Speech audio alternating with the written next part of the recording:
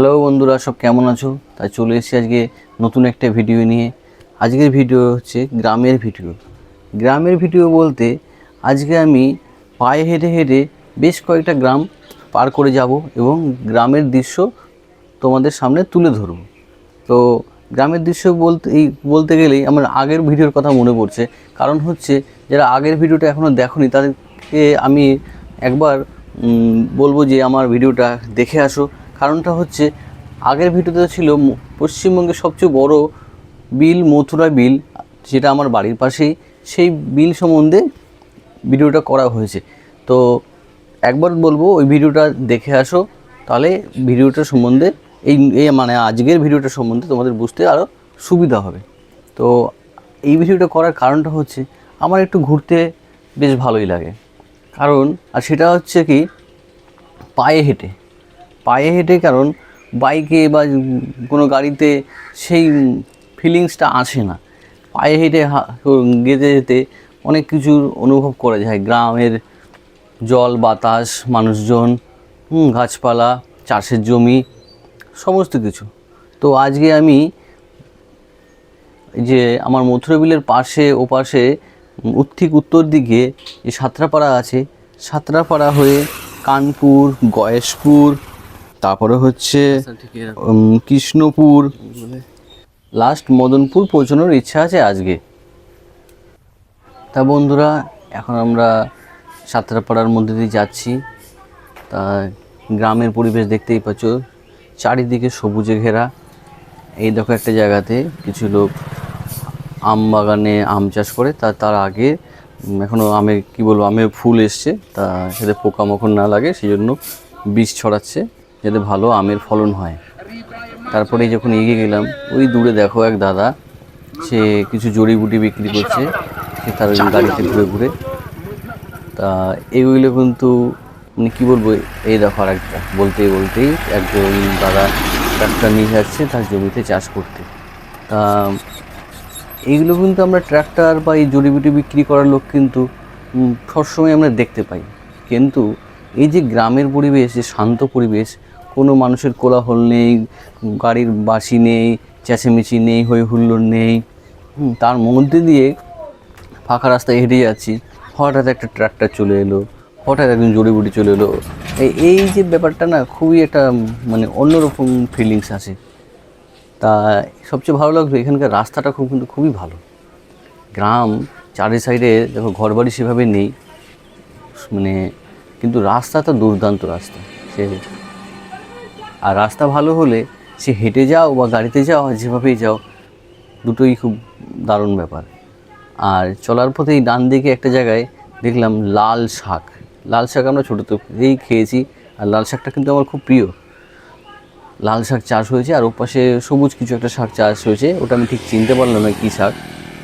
তা সেটা দেখার জন্য দাঁড়িয়ে পড়লাম। তারপরে যখন আর একটু এগিয়ে যাচ্ছি গয়েশপুরের দিকে, তা গয়েশপুরে একটা নামকরা একটা ক্রিকেট স্টেডিয়াম আছে, বা হাতে পড়ে। তা ক্রিকেট স্টেডিয়ামটা তোমাদেরকে ভালো করে দেখাতে পারলাম না, কারণ মোবাইলে অতটা জুম করে দেখানো সম্ভব হয় না। এই বলতে বলতে আমরা গয়েশপুরের মধ্যে ঢুকে গেছি। এটা গয়েশপুর টাউন। তা গ্রামের, তোমাদেরকে বললাম যে গ্রামের দৃশ্য দেখাবো, এখন আমি কেন গয়েশপুরের টাউন দেখাচ্ছি, কারণটা হচ্ছে এই গ্রামটা, সাঁতরাপাড়া গ্রামটা পার করে কানপুর হয়ে যখন আমরা পার করছি, মিডিলে গিয়েই গয়েশপুর টাউনটা পড়ে। গয়েশপুর টাউন ছোটোর মধ্যে দারুণ অর্গানাইজ, এত সুন্দর রাস্তাঘাট, ঘরবাড়ি, দারুণ। গয়েশপুরে প্রচুর পুজো হয়, দুর্গা পুজো, কালী পুজো।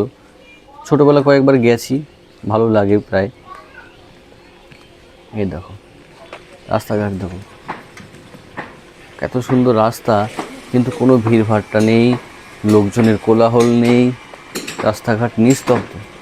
যদিও আজকে যথেষ্ট গরম ছিল, মানে শীত চলে এখনও যায়নি, তবু দিনের বেলা এতটাই গরম বলার মতো ভয় নেই। প্রায় 1.5 ঘন্টা ধরে হাঁটছি, হেঁটে হেঁটে ওই যে সামনে দেখতে পাচ্ছ একটু ছায়া দেখে মনে হচ্ছে যে কখন এই ছায়ায় গিয়ে পৌঁছবো। কারণ এত হাঁটার অভ্যাস আমার নেই, তো হাঁপিয়ে গেছি প্রায়। এই দেখো তা একটু ভাবলাম যে জিরিয়ে নিই, তারপরে আবার 10টা মিনিট জিরিয়ে নিয়ে তারপরে একটু আবার এগিয়ে যাব। তা এ পর্যন্ত বন্ধুরা তোমাদের কেমন লাগলো আমাকে জানাও, আর একটা লাইক দিতে কিন্তু ভুলবে না। আর এই রেস্ট নিতে নিতে একটু আখের রস ভাবলাম একটু খেয়ে নিই, কারণ আখের রস খেয়ে খুবই উপকারী স্বাস্থ্যের পক্ষে এই গরমের সময়। আখের রস খেয়ে নিলাম, খেয়ে নিতে নিতেই পেয়ে গেল খিদে, কারণ সকাল থেকে এখনও খাওয়া হয়নি, বেলা 12টা বেজে গেছে, সকালের একমাত্র কিচ্ছু খাইনি, শুধুই আখের রস। তা একটা হোটেলে দাঁড়িয়ে পড়লাম, তা কিছু খাবার অর্ডার দিলাম। সকালে রুটি বললাম যে রুটি খাবো, ভাতটা খাবো না। তা কোনো মতে রুটিটা খেয়ে আবার বেরিয়ে পড়লাম। এই যে রোডটা দেখতে পাচ্ছ, এই রোডটা হচ্ছে কল্যাণী টু হচ্ছে কী বলবো, যে এইমস হসপিটাল আছে, হ্যাঁ, কল্যাণী মোড় থেকে এইমস হসপিটাল হয়ে এটা কল্যাণী টাউনে যাওয়া যায়। তো ওখান থেকে আরও আমরা ওই এইমসের দিকে আস্তে আস্তে এগিয়ে যাচ্ছি। তো তখনই বাঁ দিকে শ্রী সারদা উদ্যান বলে একটি জায়গা দেখলাম, ভালো লাগলো জায়গাটা। তা ওখান থেকে এগিয়ে যেতে বাঁ দিকে একটা রাস্তা পড়লো। আসলে কী জানো তো, মানে আমি কিন্তু আগে থেকে রুট ঠিক করে রাখিনি যে আমি কোন রাস্তা দিয়ে কোথা দিয়ে যাব। এমনি জাস্ট মনে পড়লো যে এখান দিয়ে যাবো, মন যখন যেমন চাইছিল ঠিক সেভাবেই আমি যাচ্ছিলাম। এই রাস্তায় যখন ঢুকলাম দেখি ডান দিকে একটা ওই যারা খ্রিস্টান ধর্ম পালন করে, তা যাবে হবে খ্রিস্টান ধর্মের লোক, তারা একটা মন্দির ফন্দির কিছু করে রেখেছে আর কি। ওটাকে ক্রস করতেই দেখলাম এক জায়গাতে, এটা কিন্তু গ্রামই বলা চলে, কিন্তু এই দেখো বড় বড় পাকা বাড়ি হচ্ছে, প্রচণ্ড কাজ করছে রোদের মধ্যে, ভালোই লাগলো। ধীরে ধীরে এগিয়ে গেলাম, আর ওই সামনে ফলো করো, দেখতে পারবে মানে আমি আস্তে আস্তে এগিয়ে যাচ্ছি, জায়গাটা আমার একদম অপরিচিত জায়গা, আর তার মধ্যে ছোট ছোট এই দেখো ছোট একটা বাচ্চা দেখো সাইকেল কীভাবে চালাচ্ছে। এরকম কত আমরা চালিয়েছি, ছোটোবেলার কথা মনে পড়ে গেল আজ। তো দেখো জায়গাটা কেমন লাগছে তোমাদের বলো।